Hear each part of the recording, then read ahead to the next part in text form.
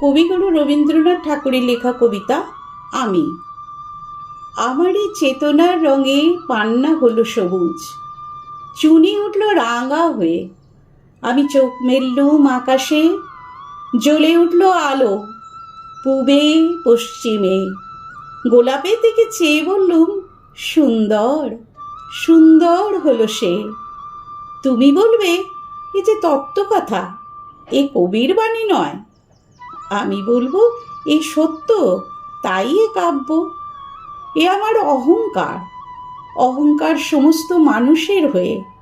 মানুষের অহংকার পটেই বিশ্বকর্মার বিশ্বশিল্প। তত্ত্বজ্ঞানী জপ করছেন নিঃশ্বাসে প্রশ্বাসে, না না না, না পান্না, না চুনি, না আলো, না গোলাপ, না আমি, না তুমি। ওদিকে অসীম যিনি, তিনি স্বয়ং করেছেন সাধনা মানুষের সীমানায়, তাকেই বলে আমি। সেই আমির গহনে আলো আধারের ঘটল সঙ্গম, দেখা দিল রূপ, জেগে উঠল রস। না কখন ফুটে উঠে হলো হাঁ মায়ার মন্ত্রে, রেখায় রঙে সুখে দুঃখে। একে বলো না তত্ত্ব, আমার মন হয়েছে পুলকিত।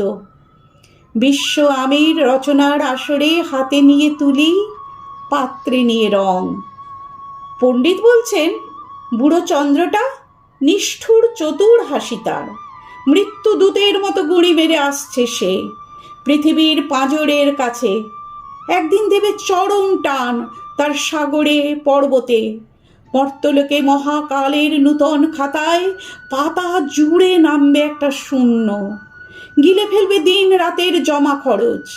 মানুষের কীর্তি হারাবে অমরতার ভান, তার ইতিহাসে লেপে দেবে অনন্ত রাত্রির কালি। মানুষের যাবার দিনের চোখ বিশ্ব থেকে নিকিয়ে নেবে রং, মানুষের যাবার দিনের মন ছানিয়ে নেবে রস। শক্তির কম্পন চলবে আকাশে আকাশে, জ্বলবে না কোথাও আলো। বিনাহীন সভায় যন্ত্রীর আঙুল নাচবে, বাজবে না সুর। সেদিন কবিত্বহীন বিধাতা একা রবেন বসে নীলিমাহীন আকাশে, ব্যক্তিত্বহারা অস্তিত্বের গণিত তত্ত্ব নিয়ে। তখন বিরাট বিশ্বভুবনে দূরে দূরান্তে অনন্ত অসংখ্য লোকে লোকান্তরে এ বাণী ধ্বনিত হবে না কোনোখানেই, তুমি সুন্দর, আমি ভালোবাসি। বিধাতা কি আবার বসবেন সাধনা করতে যুগ যুগান্তর ধরে? প্রলয় সন্ধ্যায় জপ করবেন, কথা কও কথা কও, বলবেন বলো তুমি সুন্দর, বলবেন বলো আমি ভালোবাসি।